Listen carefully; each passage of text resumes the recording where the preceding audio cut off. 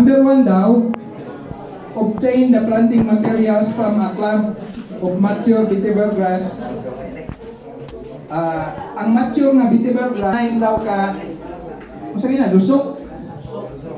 Kini siya mga 6 months ba siguro ni, pero kay dili maayo ako medium.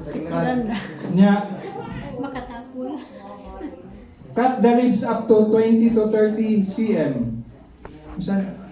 30 cm, mga ito. Kay kini mo itanong. Kani.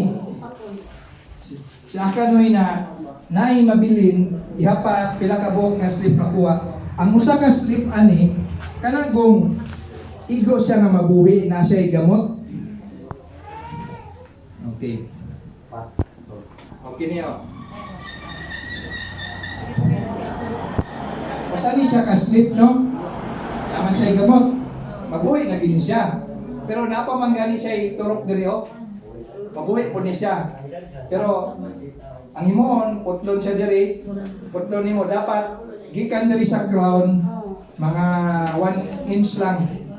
Putlon nimo ni. Kay diri man magsugod og turok. So sa isa kay mo na ni siguro mga 20 ka buok similya makuha ani. Mas daghan pa siguro, no? So putlon, ang inyong madawat di ay nga similya, ready na siya. Nakaputol na diri, nakaputol diri. Unya itanong na ninyo. Sige lang kay napay dagan ani mga kilagan ni ma'am. Basta kay 1,000 sa inyong makuha na lang. Dunay bayad ana wala? 85,000. Dunay bayad ba? Kuya, wag pangutan na ina ba daw bayad? Nay bayad ana wala? Mao gani ang programa ni Sir No.